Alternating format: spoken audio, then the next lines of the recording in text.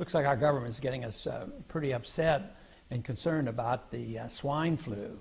This is interesting to me, not only for political reasons, but also as a physician. It makes me think back to 1976, the first year I served in the Congress. We had a vote on the swine flu. Back then, there was a panic, and they said it was going to sweep the nation, and they rapidly came up with some flu shots, and the government was going to inoculate everybody and save the world from this disaster. And I remember there were 2 votes against it, myself and Larry McDonald, another physician.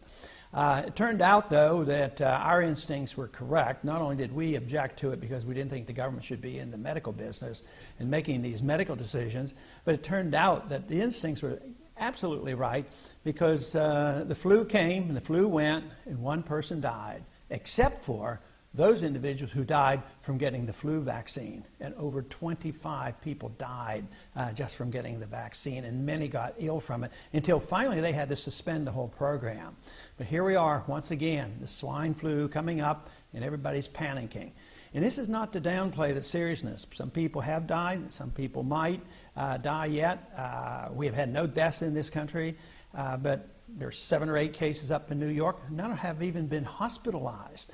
And yet it's practically like we've been attacked by nuclear weapons. I mean, press conference over the weekend, prime item for the Department of Homeland Security. Now, how did the Department of Homeland Security get into the medical business?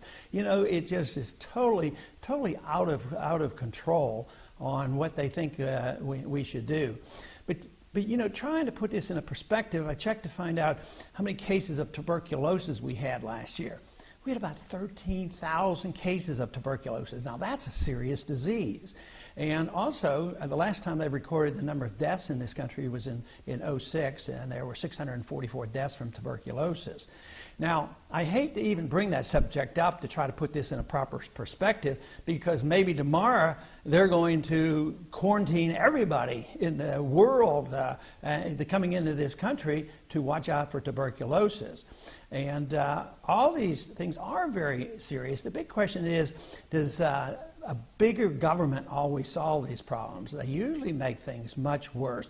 So all I'm asking people to do is step back and think for a minute rather than rushing and panicking and taking advantage of opportunities like this. This is what happens, whether they're economic problems or medical problems.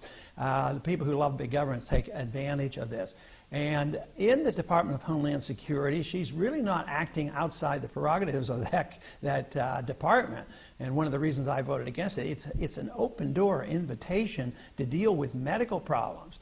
And of course, the way I see medical care in this country, it's deteriorating and the costs are skyrocketing, mainly because we have had central economic planning in medicine now for 30-some years. It hasn't worked very well, so now we're about to embark on socialized medicine.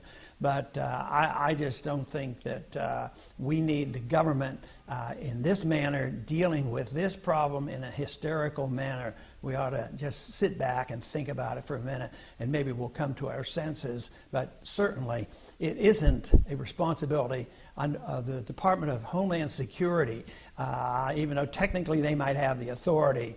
That, to me, is not something that should be turned over to that department. That is the medical care of this country.